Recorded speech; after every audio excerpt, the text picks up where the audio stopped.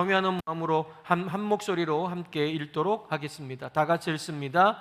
안식일이 지났을 때에 막달라 마리아와 야고보의 어머니 마리아와 살로메는 가서 예수께 발라드리려고 향료를 샀다. 그래서 이레의 첫날 새벽 해가 막 돋을 때에 무덤으로 갔다. 그들은 누가 우리를 위하여 그 돌을 무덤 어귀에서 굴려내 주겠는가 하고 서로 말하였다. 그런데 눈을 들어보니 그 돌덩이는 이미 굴려져 있었다. 그 돌은 엄청나게 컸다. 그 여자들은 무덤 안에서 들어가서 웬 젊은 남자가 흰 옷을 입고 오른쪽에 앉아있는 것을 보고 몹시 놀랐다. 그가 여자에게 말하였다. 놀라지 마시오. 그대들은 십자가에 못 박히신 나사렛 사람 예수를 찾고 있지만 그는 살아나셨소. 그는 여기에 계시지 않소. 보시오. 그를 안장했던 곳이오. 그러니 그대들은 가서 그의 제자들과 베드로에게 말하기를 그는 그들보다 먼저 갈릴리로 가실 것이니 그가 그들에게 말씀하신 대로 그들은 거기에서 그를 볼 것이요 라고 하시오. 그들은 뛰쳐나와서 무덤에서 도망하였다. 그들은 벌벌 떨며 넋을 잃었던 것이다. 그들은 무서워서 아무에게도 아무 말도 못하였다. 예수께서 이레의 첫날 새벽에 살아나신 뒤에 맨 처음으로 막달라 마리아에게 나타나셨다. 마리아는 예수께서 7 귀신을 쫓아내 주신 여자이다. 마리아는 예수와 함께 지내던 사람들이 슬퍼하며 울고 있는 곳으로 가서 그들에게 이 소식을 전하였다. 그러나 그들은 예수가 살아계신다는 것과 마리아가 예수를 목격했다는 말을 듣고서 믿지 않았다. 아멘. 다 같이 앉으면서 3명 이상에게 하늘 복 빌어드리겠습니다. 하늘 복 많이 받으세요. 하늘 복 많이 받으세요. 하늘 복 많이 받으세요. 하늘 복 많이 받으세요. 네, 하늘 복 많이 받으세요. 네, 네, 할렐루야. 오늘은 뜬금없이 부활에 대한 이야기를 하려고 합니다. 예, 제가 이렇게 얘기하면 왜 그러냐면 꼭 부활절에만 이 말씀을 나눠야 된다라고 생각하기 때문입니다. 젊은 부부들이 그러니까 부부가 있는데 아이가 갑자기 열심히 부모님을 위해서 설거지를 하고 있는 모습을 본 거예요. 그러니까 이 부모가 뭐라고 하는지 아세요? 이렇게 얘기했습니다. 야, 어버이날도 아닌데 왜 갑자기 이랬다는 거예요. 그냥 우리가 어버이날만 꼭 그런 일을 하니까, 그러니까 우리가 부활절에만 꼭 그런 말씀을 들으니까 평상시에도 우리가 들어야 될 말씀인데도 불구하고 이걸 잊고 있는 겁니다. 그래서 오늘은 제가 뜬금없이 부활에 대한 사건을 가지고 우리가 이런 신앙으로 한번 같이 살아보자라고 하는 내용을 가지고 우리가 말씀을 나눠보려고 합니다. 먼저 우리가 말씀을 나누기 전에 옆에 있는 분들한테 한번 이렇게 얘기해 보실래요? 이 제목 그대로 한번 읽어보세요. 자, 옆에 있는 사람에게 제목 그대로 한번 얘기해 보시기 바랍니다. 시작. 네, 그럼 대답해야죠. 대답해야죠, 빨리. 네. 자, 부활 신앙의 기초에서 신앙생활 하고 계십니까? 예. 근데 이걸 아멘을 못 하시는 분들도 있어요. 때로는 뭐가 뭔지도 모르니까 못 하는 수도 있어요. 그러면 오늘 이 말씀을 들으면서 부활 신앙을 기초해서 신앙생활 한다는 것이 도대체 뭐냐라고 하는 것을 저와 같이 나누도록 하겠습니다. 예수님의 부활은요, 우연한 사건이 아닙니다. 그것은 이미 구약 시대 때부터 하나님께서 말씀을 통해 이미 기록되어 있는 말씀이었습니다. 자, 반드시 그렇게 되리라고 선언하신 사건 중에 하나입니다. 그러니까 그 사건이 일어나지 않았다면 하나님은 뭐가 될까요? 거짓말쟁이가 되는 겁니다. 자, 예수님도 제자들을 데리고 3년간 사역하시면서 3차례 자신의 부활을 예고하셨습니다. 그 중에 한 예가 마가복음 8장 31절입니다. 자, 거기 보시면 이렇게 나와 있습니다. 그리고 예수께서는 인자가 반드시 많은 고난을 받고 장로들과 대제사장들과 율법학자들에게 배척을 받아 뭐하여? 죽임을 당하고 나서 어떻게 된다고요? 사흘 만에 살아나야 한다는 것을 그들에게 가르치기 시작했다라고 되어 있습니다. 자, 이렇게 예수님은요 제자들에게 자신의 미래를 미리 말씀해 주셨습니다. 만약 예수님께서 미리 예언만 하지 않으셨어도 그런 심적인 부담은 안 가졌을지도 모르겠습니다. 여러분들도 그렇잖아요. 우리가 목자 목녀님들, 우리 목원들이 막 고민하고 있을 때 된다, 반드시 된다 그러면 차라리 얘기하지 말걸. 그거 안 되면 어떻게 해? 그죠? 저도 많이 쫄렸어요. 그리고 어떻게 해요? 뱉어놓고 어떻게 해요? 새벽마다 기부르짖는 거예요. 하나님 이거 안 됩니다. 반드시 해도 됩니다. 뭐 눈이 벌게져가지고 그 다음 주에 만나면 또 목장에서 만나면 물어보잖아요. 됐어? 어떻게 됐어? 그러면 목사님 됐어요. 그러면 아이고 주여 감사합니다 이렇게 되는데 안 됐어요. 그러면 억장이 무너지는 거예요. 근데 예수님은요 이 엄청난 사건을 미리 얘기하신 거예요. 미리 얘기했습니다. 그런데 주님께서는요 자기가 사흘 만에 살아날 것을 아주 한 번만이 아니라 수차례 얘기했기 때문에 이 예언대로 예수님이 부활하시면 그 말씀이 진리로 판정이 나겠지만 그렇지 않으면 어떻게 돼요? 한낱 사기꾼이 돼버리는 거예요. 그런데 놀랍게도 예수님은 죽으신 후에 사흘 만에 부활하셨습니다. 할렐루야. 그분이 부활하지 않았다면 우리는 이렇게 예배드릴 필요가 없는 겁니다. 뭐하러 우리가 예배드립니까? 난 그분을 따라가지도 않을 겁니다. 그분이 우리의 부활을 경험하게 하셨고 이 부활이 있기 때문에 결국 우리가 지금 기독교가 존재하고 있는 겁니다. 이 지구상에 예수님을 믿는다고 고백하는 사람도 하나도 없었을 것입니다. 오늘날처럼 기독교가 이 세상을 바꾸어 놓지는 못했을 것입니다. 부활이 없다면 말입니다.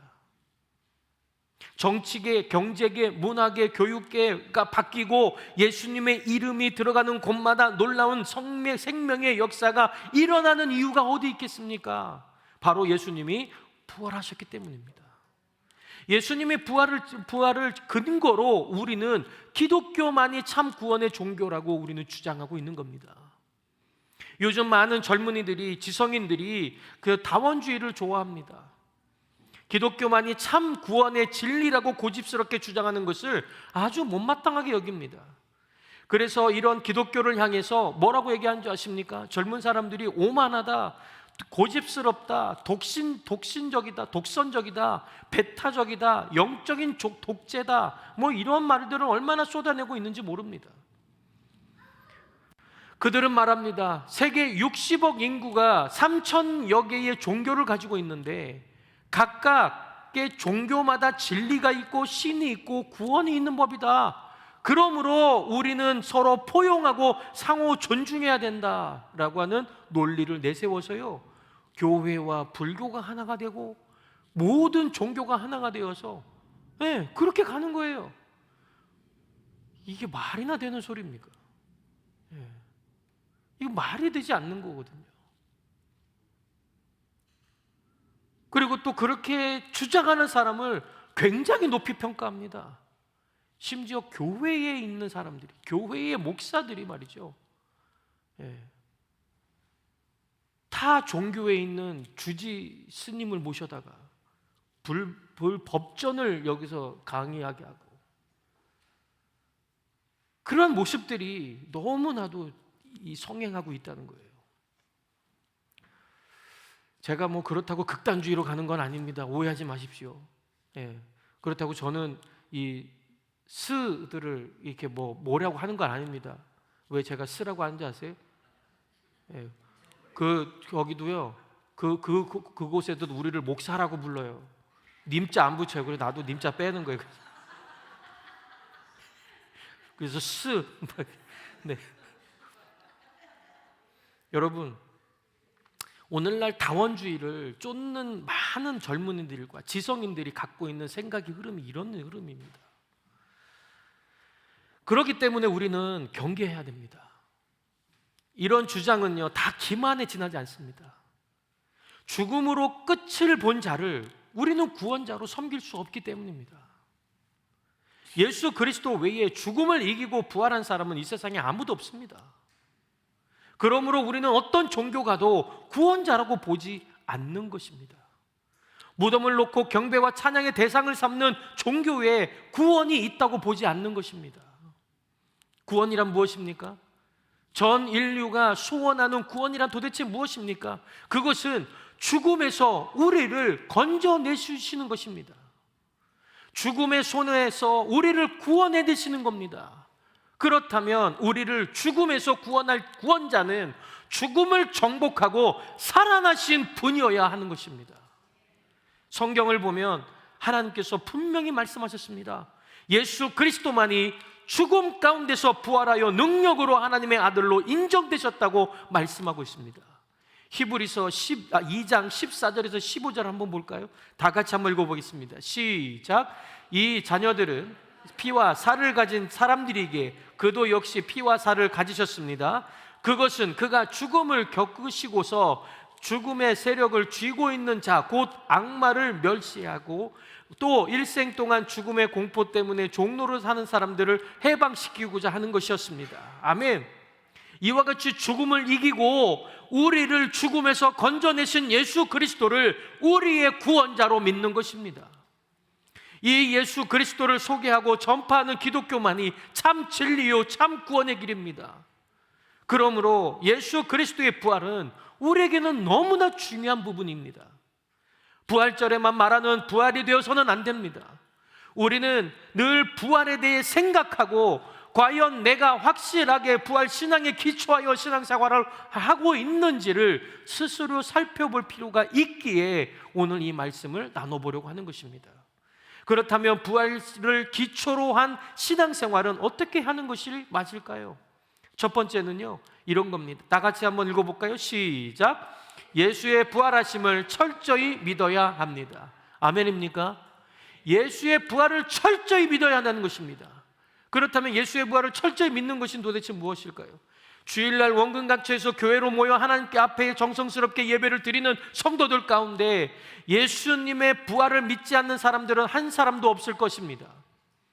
그러나 좀 더 깊이 들어가 보면 마음이 아닌 머리로만은 믿는 사람들이 있습니다. 교리로서는 예수님의 부활을 버젓이 고백하지만 그 고백이 그 사람의 삶과 생각과 인격을 좌우할 만큼 능력이 있는 고백이 되질 못한다는 것입니다. 그래서 믿는 것 같은데 사실은 믿지 않는 사람들이 있습니다. 만일 이런 사람들이 우리 중에 있다면 이 시간 마음속에 숨어있는 의심을 씻어버리는 시간이 되어야 하는 것입니다. 우리가 예수님의 부활하심을 철저히 믿기 위해서는요, 하나님의 말씀에 주목해야 됩니다. 하나님의 말씀에는 예수님의 부활을 처음 목격하고 증언한 사람들의 기록이 있습니다.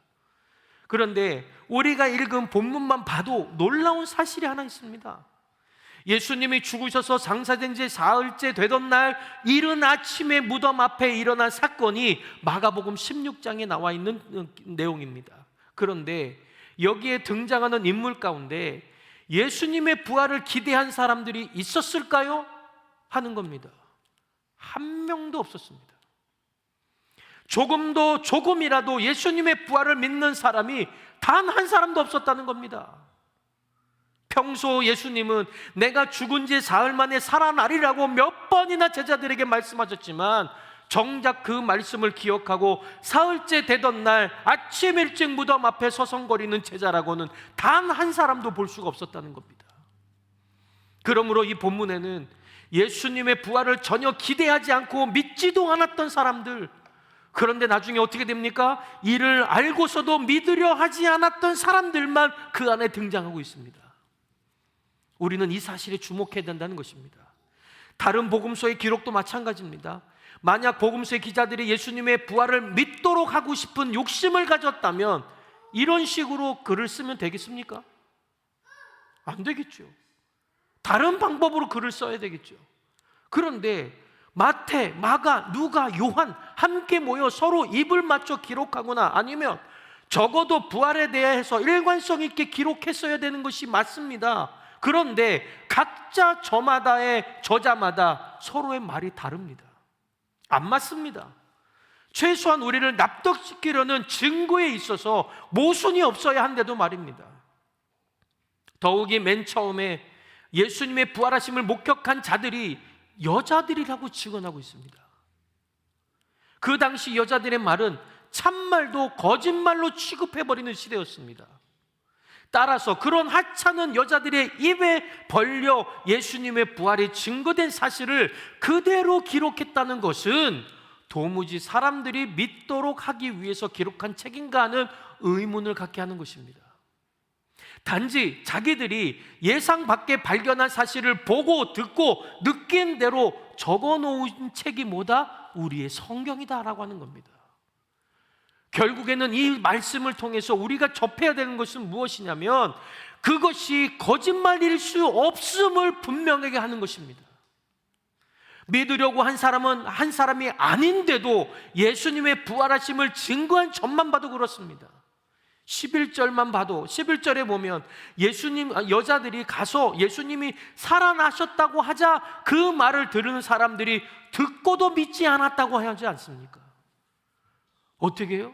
듣고도 믿지 않았다. 그리고 13절에 보면 엠마오로 가는 두 제자가 나옵니다.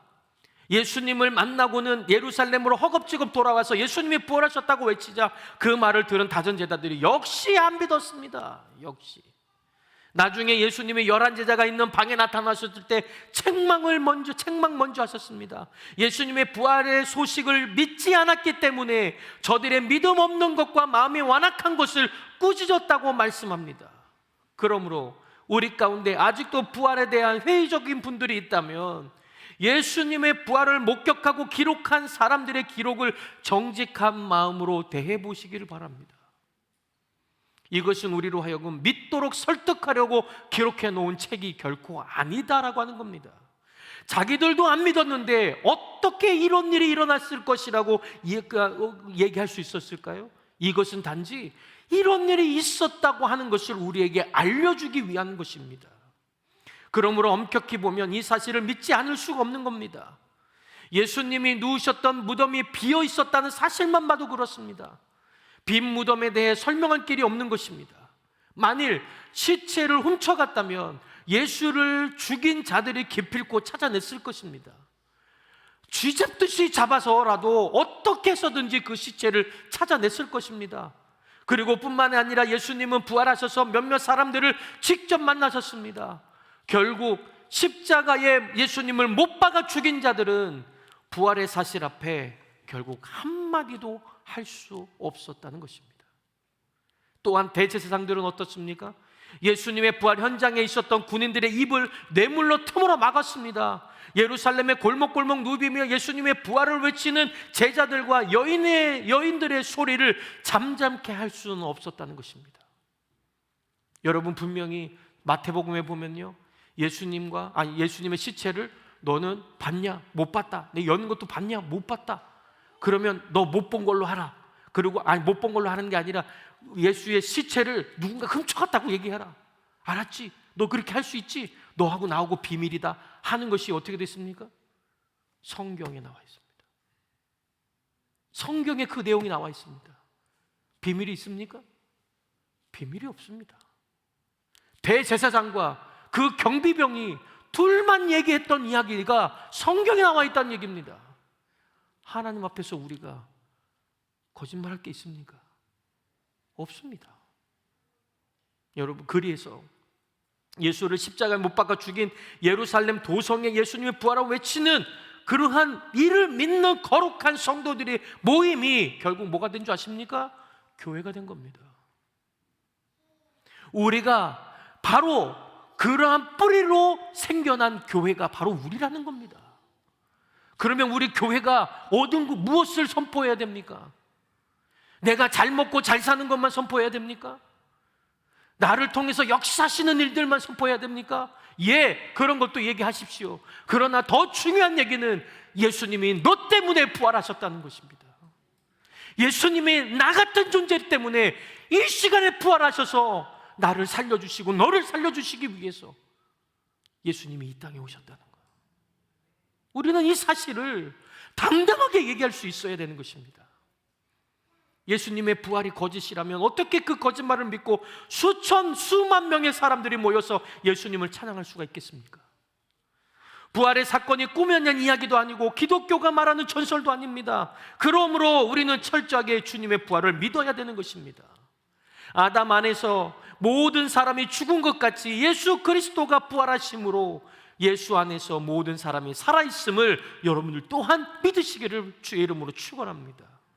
예수님의 부활이 나의 부활임을 믿으시기를 바랍니다. 썩을 것으로 심고 썩지 않을 것으로 다시 사는 것을 믿으시기를 바랍니다. 욕된 것으로 심고 영광스러운 것으로 다시 사는 놀라운 부활의 축복을 믿는 여러분 되시기를 주의 이름으로 축원합니다. 이러한 믿음이 철저하면 우리의 삶 구석구석에 믿음의 영향이 미칩니다.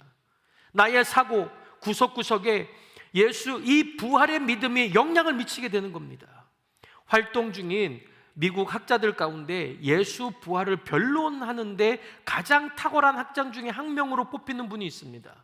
그 사람이 바로 하버마스라고 하는 분입니다. 제 사진을 준비했습니다. 이분입니다. 이 하버마스라고 하는 박사가 여러분들도 아는 신은 죽지 않았다라고 하는 영화 아십니까? 예, 신은 죽지 않았다. 모르세요? 이걸 못 보면 안 되지. 우리 교회에서 한번 보여줘야 되겠네. 이 신은 죽지 않았다가 1과 2로 나와 있습니다. 근데 이 1과 2가 나와 있는데 이게 굉장히 노래도 유명해요. 지난번에 우리 청소년부가 했는데 우리가 청소년부가 신은 죽지 않았다 그러면서 그 노래를 했었거든요, 예전에. 어쨌든 그걸로 유명하신 분입니다. 자, 이가 한 번은 부활을 부인하는 무신론자로서 유명한 앤토니 플루 박사라는 분이 있습니다. 예, 눌러주세요. 이분이 앤토니 플루 박사입니다. 이 둘이 싸웠습니다. 저 앤토니 플루 박사는 부활은 무슨 부활 없다라고 주장하는 사람이었고요. 저 하버마스 박사는 부활에 있습니다라고 하는 것을 확실한 증거를 가지고 둘이 붙은 겁니다. 그래서 토론을 벌였는데요. 이를 위해서 여러 대학에서 온 교수 5명이 심사를 맡도록 했습니다. 그들은 중립적인 입장에서 누구의 변론이 더 설득력이 있고 논리적이며 학구적인지 그런 다음에 그 변론의 사실 여부를 평가하기로 했습니다. 이날 공개 토론 석상에는요 많은 청중들이 참여하고 있었거든요. 결국 열띤 토론 결과 5명의 심사위원들 중에서 무려 4명이 하버마스의 손을 들어줬습니다. 뿐만이 아니라 이 자리에 참석한 청중들도요 하버마스 박사의 말을 듣고선 믿지 않았던 사람들까지도 예수님의 부활을 믿게 되었습니다. 그는 이미 예수의 부활에 대해 박사학위 논문을 쓴 바가 있고 이 주제에 대해서만도 무려 7권이나 책을 쓴 석학이었습니다. 그런데 그의 아내가 그만 위암에 걸렸습니다. 손 쓸 수 없는 만큼 병세가 악화되어서 이 아내는 서서히 죽어가고 있었습니다. 어린 자녀 넷을 둔 가장으로서 아내가 죽어가는 모습을 본다는 것은 정말로 이 세상에서 겪을 수 없는 지옥과 고통과도 같았을 것입니다. 어느 날 아내는 2층에 있는 방에 누워서 신음하고 있고 자기는 현관에 앉아서 깊은 고뇌에 빠져 있었다고 말하고 있습니다. 그런데 자기가 가르치는 여러 명의 신학생들이 전화가 왔다고 합니다. 그런데 이상하게도 오는 전화마다 같은 내용이었습니다. 교수님의 아내가 죽어가는 마당에 교수님은 예수님이 부활했다는 사실이 기쁘지 않습니까? 부활에 있다는 사실이 기쁘지 않습니까? 이 전화를 받고는 정신이 번쩍 들었다고 합니다. 평생 예수의 부활을 가르치고 증거한 사람에도 불구하고 말이에요, 아내가 죽어가는 현장에서 부활 신앙이 아무런 소용이 없는 것처럼 깊은 고통에 빠져 있었기 때문입니다. 그 전화를 받기 전까지만 해도 하나님, 왜 하필이면 내 아내입니까? 왜 내 아내가 하필이면 이런 병에 걸려야 합니까? 하고 하나님께 항변하고 있었거든요. 그러나 그럴 때마다 하나님의 대답은 똑같았다는 것입니다. 나는 내 아들을 사흘 만에 살려내지 않느냐. 그런데 학생들의 전화를 받고 나서 하나님의 대답이 무엇을 의미한지를 깨달았다는 말입니다. 그렇지, 하나님은 예수님을 사흘 만에 죽음에서 살리셨어. 그렇다면 내 아내도 반드시 하나님이 살리실 거야. 비록 육신은 죽을지라도 주님이 부활하신 것처럼 때가 되면 반드시 내 아내도 부활할 거야. 그리고 나도 죽을 것이고 나중에는 부활할 거야. 그러므로 내가 왜 낙심하고 깊은 고뇌에서 헤매겠는가? 이러한 생각을 하게 된 겁니다. 제가 어저께 라디오를 어떤 우리 아내가 이렇게 유튜브를 검색을 하다가 나태주 시인이라는 분 아세요? 한국에서 유명하신 분입니다. 이 나태주 시인의 딸이 유키즈라고 하는 프로그램에 나왔습니다. 그런데 그 딸이 이제 얘기하는 것 중에 이 얘기가 있더라고요. 아버지의 묘비에 뭐라고 쓸지 그거에 대해서 나와 있는 거예요. 근데 이분이 묘비에다가 뭐라고, 나태주 시인이 죽을 때 묘비에다가 뭐라고 쓸 줄 아세요? 예, 이렇게 쓸 거랍니다. 뭐라냐면, 얘들아 너 나 보러 왔구나. 그런데 너희도 이 자리에 조금 있으면 있을 거야. 이게 묘비에 있을 거라는 거예요. 이걸 묘비에 쓸 거라는 거예요. 그 결국 뭐예요? 우리는 언젠가는 그 자리에 가게 되는 거예요. 그런데 기쁨의 자리가 되려면 어떻게 해야 될까요? 기쁨의 자리는요, 오늘 이 하버마스가 고백한 것처럼 내 육신은 죽을지라도, 내 육신은 썩어서 없어질지라도 내 영만큼은 다시 살아서 하나님 보좌 우편에 앉아서 우리가 하나님께서 주시는 그 평안함과 누리며 살아가고 있는 그 모습을 그리라는 것입니다. 우리 모두는 예수님의 부활을 믿고 있습니다. 그러나 죽어가는 사람 앞에서 놓고 예수의 부활의 신앙이 어느 정도 나에게 힘과 기쁨과 소망이 될지는 다른 차원입니다. 예수의 부활을 철저히 믿어야 되는 이유는 어떤 상황 속에서도 그 부활 신앙 때문에 우리가 좌절하지 않는 것입니다. 죽음 앞에 굴복하지 않는다는 것입니다. 어떠한 상황 앞에서도 우리는 생명 되신 주님을 찬양할 수 있어야 된다는 것입니다. 그리고 그 주님 앞에서, 주님 안에서 우리는 더 힘있게 우리의 인생을 살아간다는 것입니다. 철저하게 믿는다는 것은 나의 부활신앙이 나의 삶 전체를 지배한다라고 하는 것입니다. 우리 성도님들, 어떠한 상황 속에서도 이렇게 주님의 은혜로, 부활의 신앙으로 지배되는 여러분 되시기를 바랍니다. 여러분, 이 자리가 너무 힘드세요? 너무 삶의 자리가 힘드세요? 예, 힘들죠. 때로는요, 우리가 육체적으로, 정신적으로 너무 힘들 때가 있습니다. 그럴 때요, 뭐 하나님이고 나발이고 성경책 보이면 괜히 찢어버리고 싶고요, 그럴 때도 있습니다. 여러분, 그럴 때가 올 때에 우리 성령님도 여러분들과 함께 동행하게 역사해 주신다는 거예요. 그때에 여러분들의 머릿속에 이 말씀이 한 글자라도 생각났으면 좋겠습니다. 예수님이 부활하셨다. 이것을 우리는 늘 외치고 다녀야 되는 것입니다. 여러분들 입에 예수님이 부활하셨다, 예수님이 부활하셨다, 습관처럼 나올 수 있는 저와 여러분들이 되기를 바랍니다. 두 번째는요, 우리는 예수의 부활을 담대하게 전해야 됩니다. 뭐라고요? 예수의 부활을 어떻게 해요? 담대하게 전해야 된다는 거예요. 여러분, 15절을 보면요, 예수님께서 제자들에게 명령하시는 부분이 나옵니다. 뭐라고 나오는지 아세요? 너희는 온 천에 다니며 만민에게 복음을 전파하라. 아멘. 여기에서 복음이라는 것은 예수 그리스도가 죽음을 이기고 부활하셨다는 것을 의미합니다. 예수 부활하심으로 모든 인류가 부활할 수가 있고, 예수 부활하심으로 모든 믿는 자들이 영원히 살 수 있다고 전하는 것이 바로 복음입니다. 그래서 빈 무덤을 본 자들은 남녀할 것 없이 예수님의 살아나심을 증거했습니다. 그리고 부활하신 예수님을 직접 만난 자들도 나중에는 입을 다물지 못하고 어디를 가든지 누구를 만나든지 예수님을 전하기 시작한 겁니다. 그리고 오순절 성령 충만한 그 그리스도의 제자들은 직접 빈 무덤을 보지 못했고 예수님을 만난 적도 없지만 예수 그리스도가 죽음에서 부활했다는 소리를 치며 외치고 있다는 것입니다. 우리가 그런 사람들 아닙니까? 여러분들 예수 부활한 건 여러분 보셨습니까? 여러분들 예수의 무덤을 직접 보셨습니까? 아니잖아요. 그럼에도 불구하고 우리는 무엇을 하고 있어요? 예수께서 우리를 위해서 부활하셨다는 것을 지금 우리는 전하고 있지 않습니까? 우리도 전해야 됩니다. 여러분, 콘라드 아데나워라는 사람이 있습니다. 아데나워라 총리를 수상을 알고 계시는 분 계십니까? 이분이거든요. 예, 이분이 아데나워 총리인데 이게 독일 총리입니다. 2차 대전 이후에 끝나고 나서 독일의 수상이 되어서 이 오늘의 독일이 있도록 한 위대한 정치가입니다.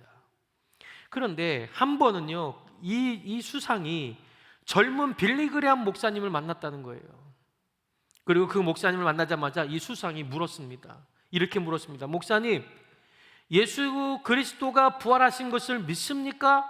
라고 빌리그레암 목사님한테 얘기했더니 빌리그레암 목사님이 예, 저는 믿습니다. 그러자 이 아데나워 수상이 이렇게 대답했답니다. 목사님, 예수의 부활이 없다면 이 세상에는 다른 희망이 있을 수 없습니다. 이게 누가 얘기한 거라고요?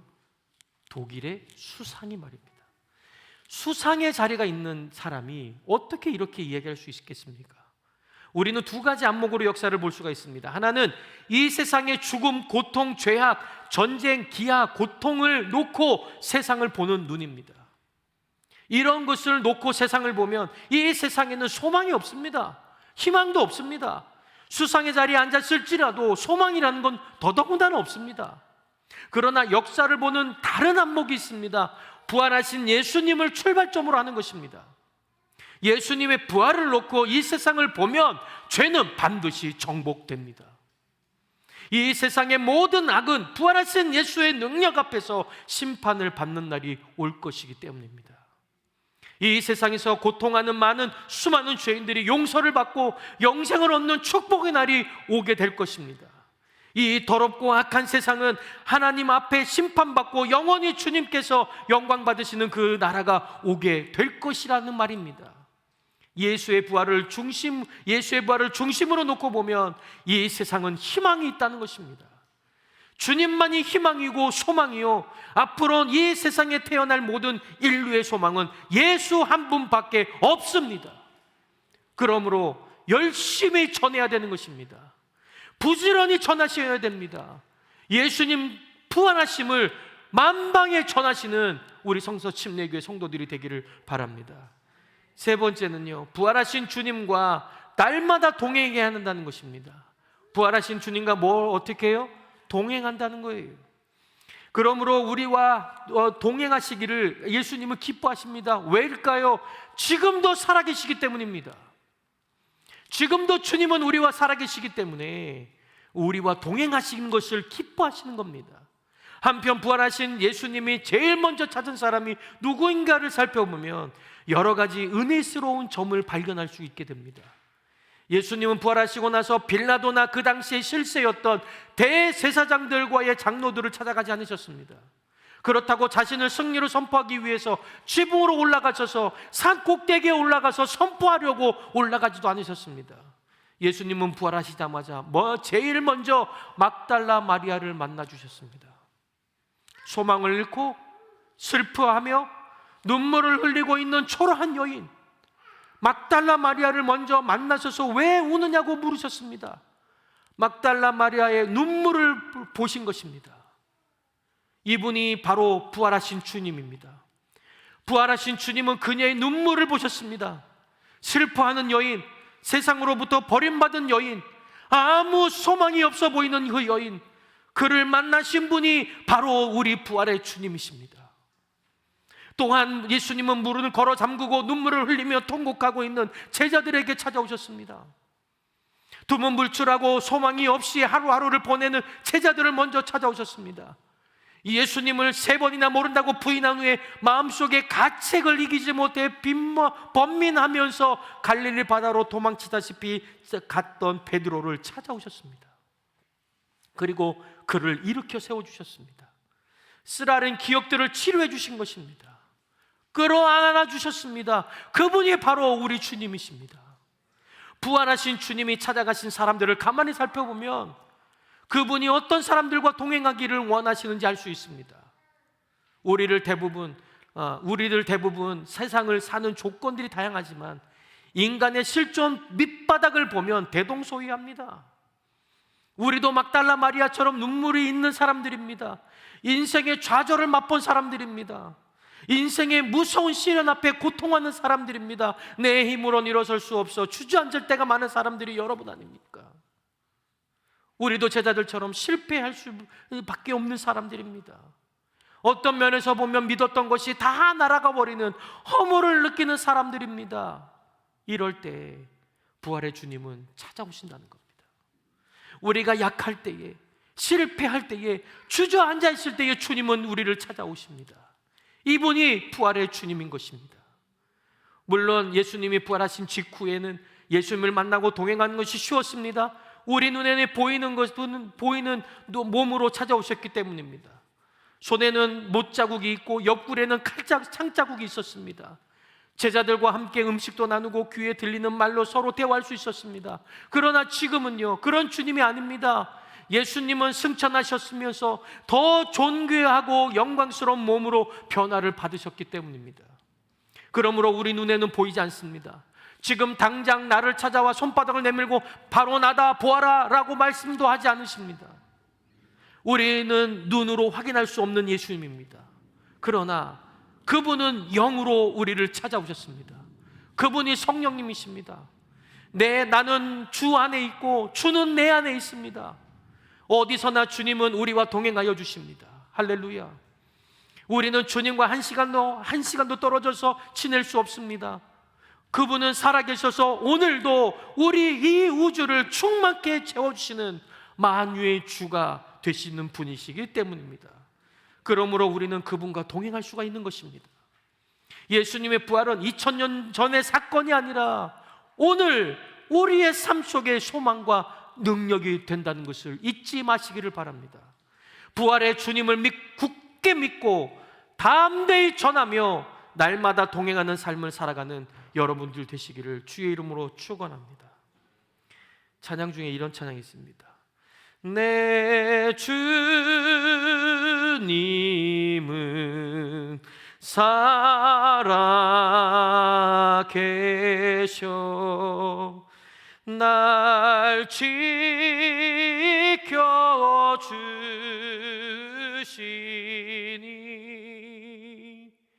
그 큰 사랑이 나여 나 자유 얻었네 나의 구원 되신 주님 내 소망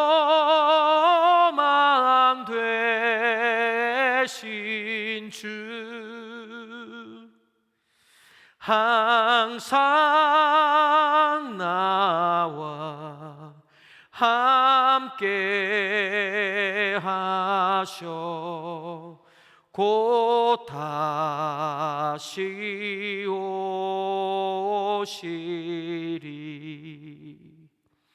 나를 거룩하게 하려 주 나를 부르시니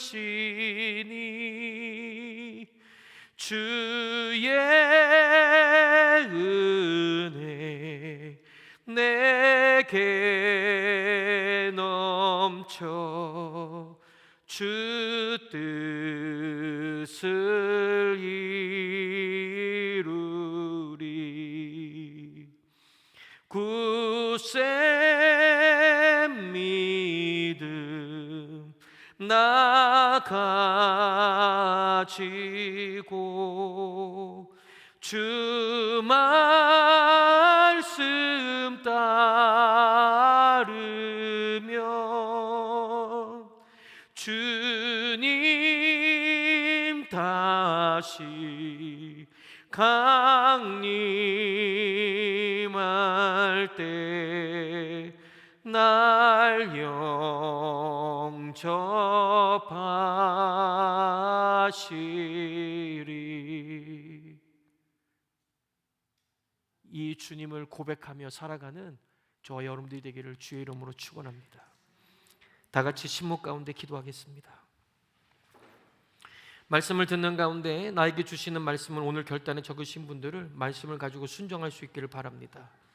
아직 그렇게 하지 못하고 오늘의 결단에 빈공을 하고 있는 분들은 1분 동안 침묵 기도 시간을 드릴 테니까 오늘 들은 말씀을 생각하시면서 하나님께서 나에게 주신 음성이 무엇인가 들어보시기 바랍니다. 침묵 가운데 가만히 기다리시면서 오늘 내가 행동으로 옮겨야 될 것은 무엇인지 한 가지를 정하시기 바랍니다. 그리고 듣는 가운데 하나님께서 말씀 주시는 것이 무엇인지 들어보시고 그것을 결단으로 옮기시기를 바랍니다. 이 시간 여러분들이 마음속에 결단할 내용들이 있다면 앞으로 나오셔서 결단 헌신문을 쓰시고 그 말씀 그대로 순종할 수 있는 여러분 되시기를 바랍니다. 침묵 가운데 기도하겠습니다.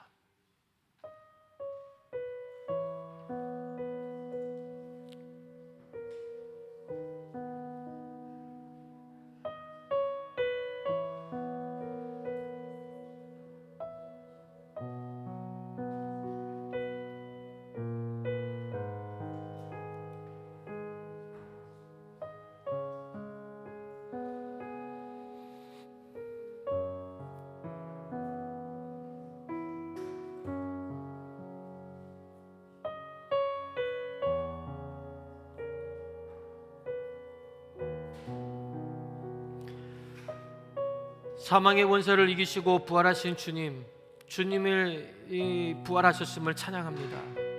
주님이 사망을 이기셨음을 찬양합니다. 주님이 우리의 부활의 첫 연말가 되심을 찬양합니다. 주님 때문에 우리도 부활하게 되심을 주님 찬양합니다.